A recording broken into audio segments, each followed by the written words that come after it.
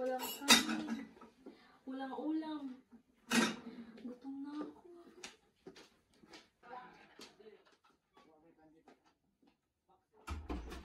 Ma!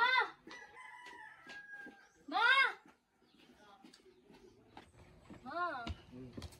Ano ba? Dito ka na naman? Gutom na ako. Walang pagkain natira doon. Ma! Ang tagal mo naman, Lita. Naku po. Ano ba? Gutom na ako. O anong gutom ka? Bigyan mo ako pera. Ayoko. Punta ka sa papa mo. Sino na ba? Bilisan mo naman. Bagal-bagal mo. May sasabihin ako sa'yo. Ano? Alam mo ba bakit naging mayaman sila? Bininta niya ang kanyang anak sa club. Nakabili na sila ng ari-arian, bahay, kotse, nakabayad na rin sa mga bayarin. Ano ba yun, boss? Oo, alam na alam. Gusto mo bang makabayad ang bayarin? Oo, gusto. Diyan mo ako. Mabilis lang. Dalhin mo ang iyong anak bukas ng tanghali sa Sands. Dapat ang susuotin niya yung sexy ha, para mabenta agad. Ano ba yun? O ito, bigyan kita.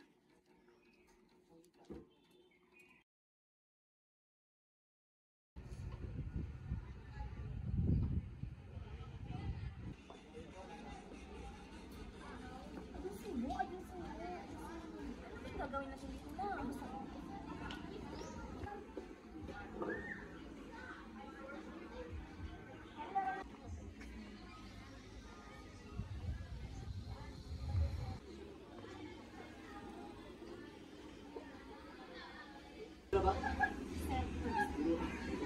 Patayuin mo nga. Ma, ano ba? Ma, ano ka ba?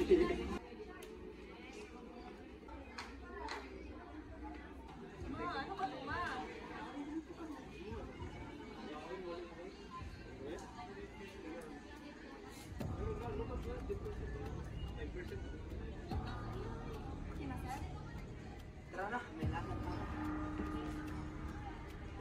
Nasaan ba kasi tayo pupunta? Sumama ka naman sa akin. Kasi dito lang naman ako.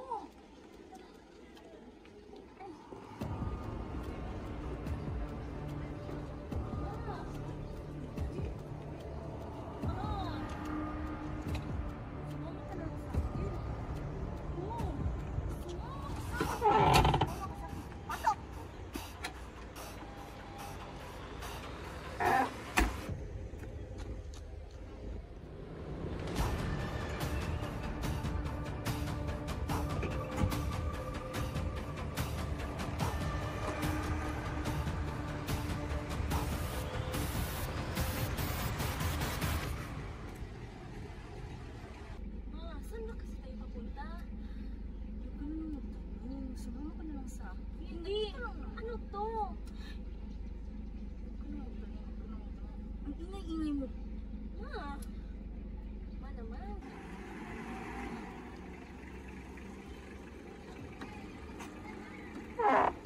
Ma!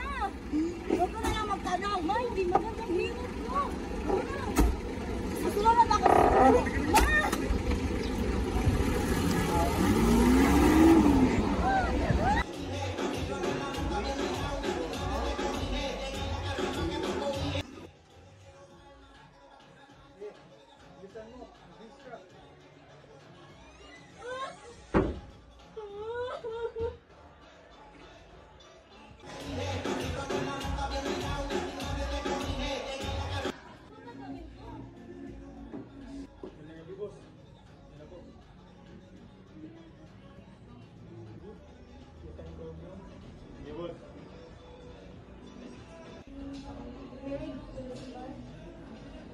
Oh, sure.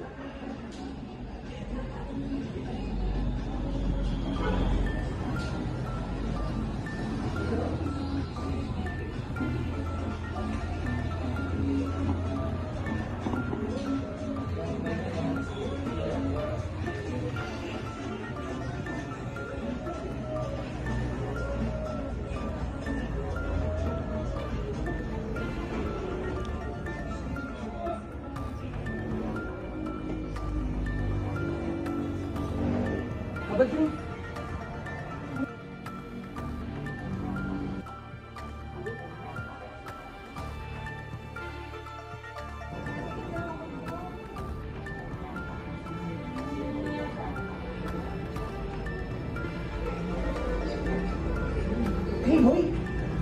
Yes, of course.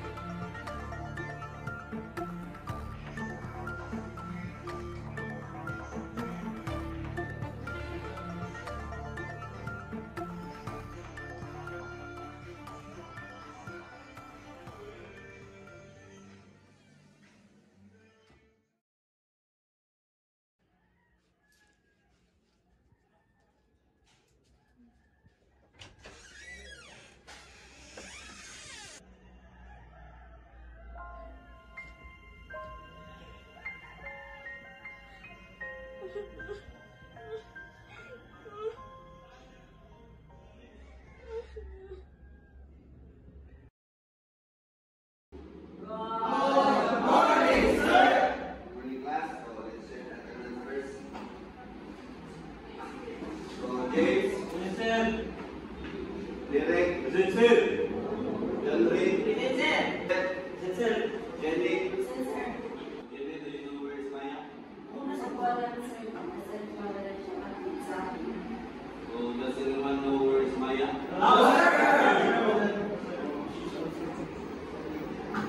So liability is state of responsible for something.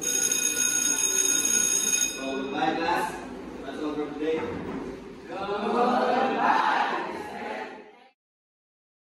Tao po. Tao po. Ano po yun?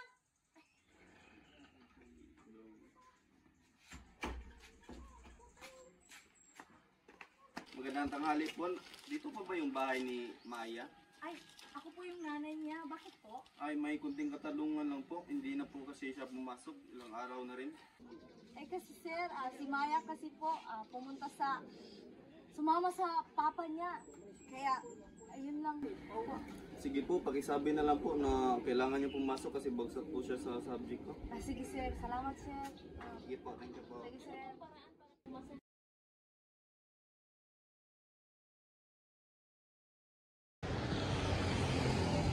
Sir, dito tayo sir. Magandang bar ka. Marami kami. Bye-bye. Hey, sir, welcome to the bar.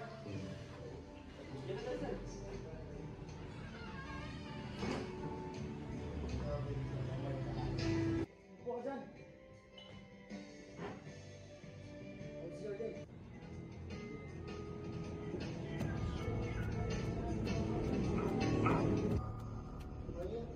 Ikaw ba yan? Ba't andito ka? Ano ginagawa mo dito? May problema pa dito, sir? Ay, wala sir. Wala.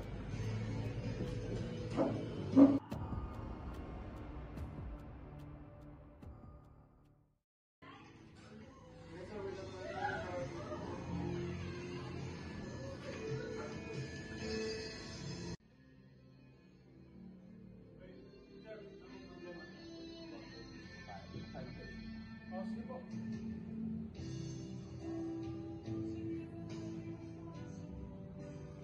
Ito po, sir. Saan po ba dito yung room? Ay, dito po. Saan po yung room?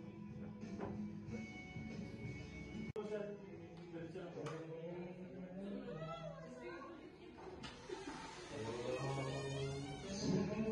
Engineer, enjoy. Uy, andito ka na naman. Kaya pala hindi ka na pumapasok sa klase ko. Araw-araw ka na nandito. Ano ba problema mo? Sir, sir, hindi po. Sir, tulungan niyo ako, sir. Sige na, sir. Sir. Tumayo ka, tumayo ka. Ano ba may tutulong ko sa'yo? Hindi, sir. Ito, may cellphone akong dala. Gamitin mo to para may makalap na ebidensya. Bukas babalik ako. Dapat may makuha kang matibay na ebidensya para may pakita tayo sa pulis. Naku, sir. Bawal kami ng cellphone dito. Itago mo ng maayos para hindi nila makita. Para may makalap ng mga matibay na ebidensya. Salamat, sir. Bumalik ka dito sa akin bukas. Sige, sige, walang problema. Iwan mo na kita dito. Babalik ako bukas.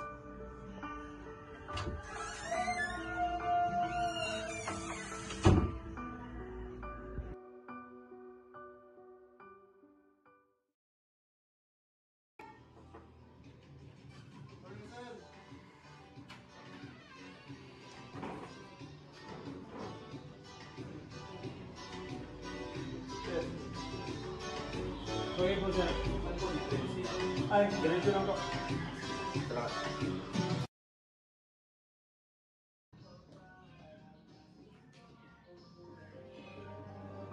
Ano nangyari dito?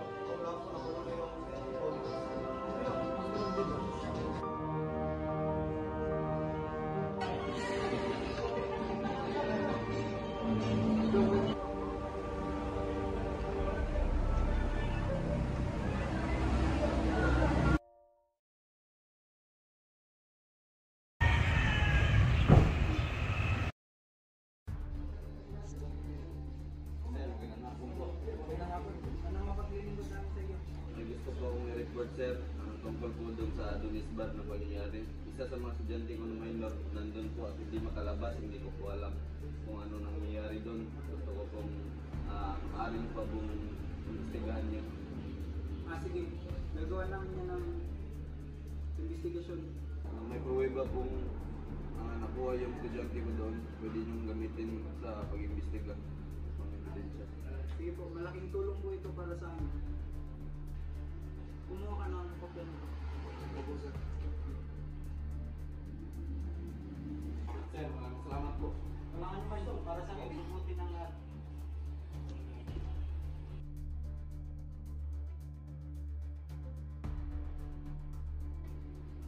Good morning, ma'am.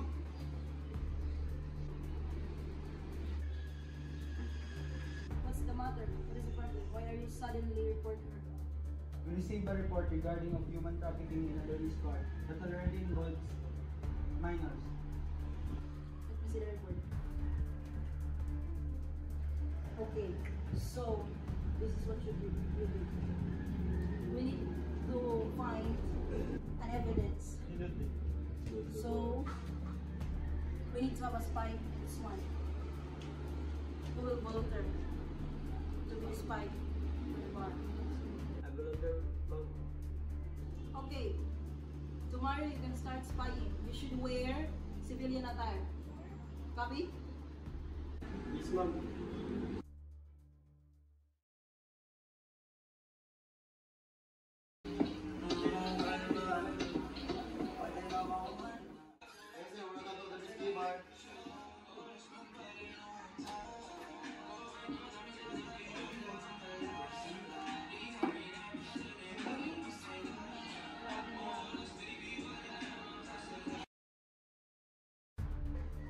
Morning, ma'am. Do you gather information inside the bar? Yes, ma'am. It's confirmed. There's a lot of minor inside the box. Do you have a piece of evidence? Yes, ma'am. I have a piece of evidence. Let me see.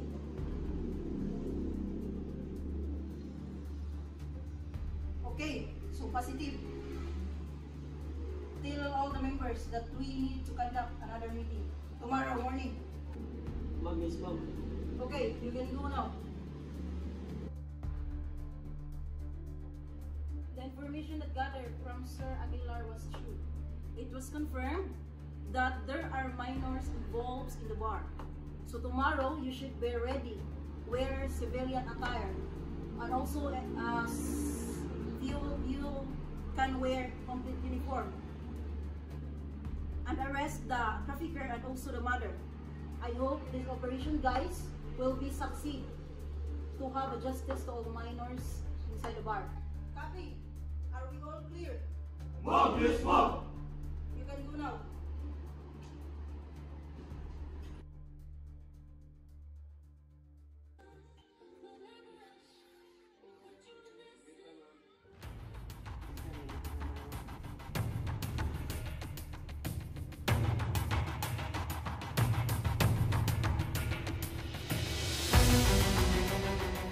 Gusto mo sama? Tiga. Ano ang guluhan dito, ha? Ito ba si Lina Mandala? Wala ka naman tanong, punta ka lang doon. Ano bang naguluhan to? Ikaw ba si Alex? Oo. Teka, ano ba kasalanan ko?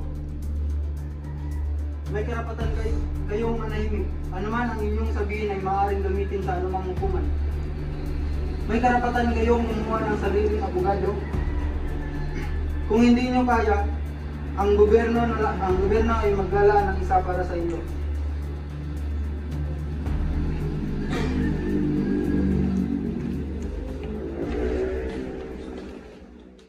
Bakit mo yung nagawa?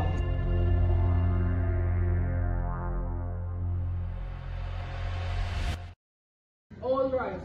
The court is now in session. Silence is hereby enjoined. Honorable Judge, Mr. Mahinay proceeding. Let's pray. Lord, look upon us with favor. May your light be shed so that we may come to share and preach your divine wisdom throughout our lives. Amen. Court is now in session. Call the cases. Appearance for prosecution and the defense. Your Honor, I am Atty. Galit, appearing as public prosecutor. Do you have a lawyer or do you want the court to appoint a lawyer? I have a lawyer, Your Honor. I have a lawyer, Your Honor. What language or dialect do you understand? English and Tagalog. English and Tagalog. Okay, please itaas mo po ang inyong kanang kamay. Do you swear to tell the whole truth, and nothing but the truth? Yes, I do. Yes, I do. Criminal case number 10364 under section 6 shall suffer the penalty of life imprisonment and fine of not less than 2 million but not more than 5 million. The accused named mother of the victim, Elena Gonzalez, and the boss, Alex Ocampo. Accused commits a crime for violation of section 6 Republic Act 10364, Anti-Trafficking in Person Act of 2003. That on 29 April 2024, in the city of Manila, Philippines, and within the jurisdiction of Honorable Court, the accused without authority of law did then and there willfully, unfully, and feloniously sell her daughter of the boss, that then paid 10,000 pesos, contrary to the law. Do both of you understand the crime charge against you? Yes, Your Honor. Yes, Your Honor. What is your plea? Guilty, Your Honor. Guilty, Your Honor. The accused pleaded guilty, Your Honor. Let it be on record that the accused plead guilty for the Anti-Trafficking in Persons Act of 2006, pursuant to Section 6, Republic Act 10364. Elena and Alex, the defense counsel of the accused, assisted them in this arraignment. Your Honor, gusto ko namin iset ang case for June 27, 2024. Okay lang ba sa scheduled defense counsels? Yes, Your Honor.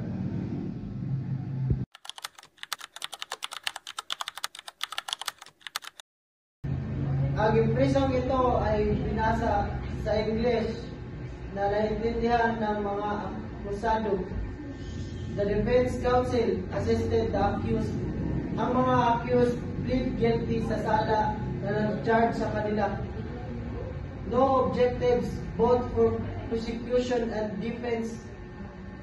The assisted for trial on June 27, 2024. Verify the parties theirs to so ordered. All rise. The court is now in session. Silence is hereby enjoined. Honorable Judge, Mr. Mahinay, proceeding. Let's pray. Our Father, who art in heaven, hallowed be thy name. Thy kingdom come, thy will be done, on earth as it is in heaven. Give us this day our daily bread, and forgive us our sins, as we forgive those who have sinned against us. Don't bring us to the test, but deliver us from evil. Amen. The court is now in session.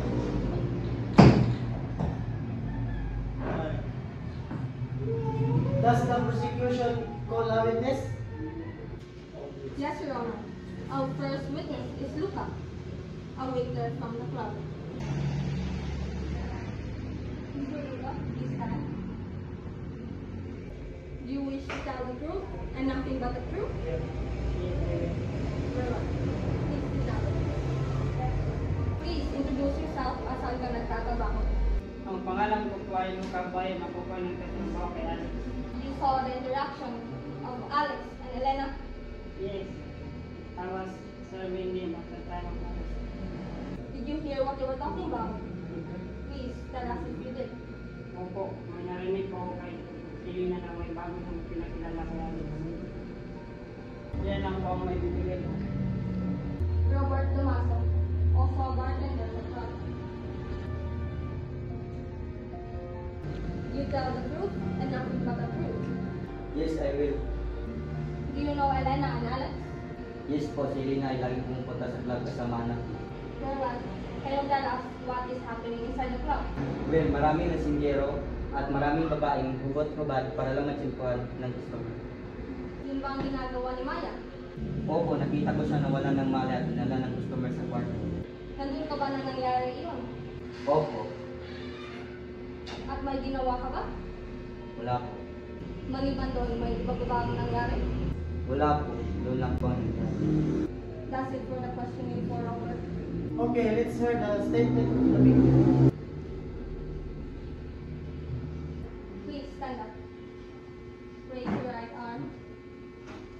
Do you tell the truth and nothing but the truth? Yes, I will. Very well. Please sit down. Let's start the questioning again.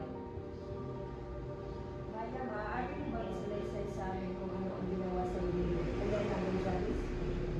Noong una, akala ko lang po talaga ay mamahalin kita ng aking ina. Hindi ko po alam na may kikitain pala siya. Pagkatapos nun ay sinakay ako sa kotse. Pagkatapos ay dinala sa madilim, mausok at maiingay. Merong nagiinuman at nagsasayawang mga babae. Pagkatapos nun, doon ko lang po nalaman na ibibenta ko ng aking ina. Totoo ba lahat ng sinasabi mo? Hindi mo ba gawa-gawa lang? Totoo po lahat ng aking sinasabi. Wala na po akong ibang tanong, Your Honor. Maya, bakit hindi ka tumakas o umalis sa club ni Alex Ocampo? Pinagbabantaan po kasi papatayin nila ako. Yan lang po, Your Honor. Mali ang mga sinasabi mo! Walang katotohanan ang mga sinasabi mo! Totoo ang mga sinasabi ko. Ikaw ang mali. Anak pa naman kita! Wala ka talagang ambag sa buhay natin! Order of the court! Dahil sa paglabag ng Section 6, Republic Act 10364 of Anti-Trafficking in Persons Act of 2023, I hereby sentence you to beyond reasonable doubt with imprisonment of 20 years and fine of not less than 1 million but more than 2 million pesos.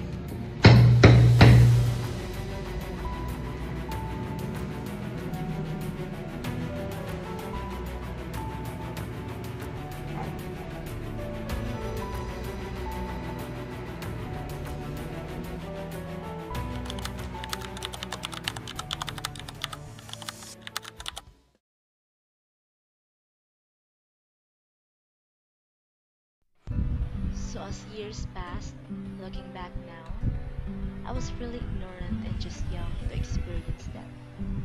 But okay na ako since throughout these years, with friends, my relatives, I'm not ashamed anymore. And I'm not afraid to face everyone of my mistake. Despite all those tragedies that I faced, I overcome it through those people who helped me, and I'm so thankful to Mr. Reyes. And that's it. That's my story all about.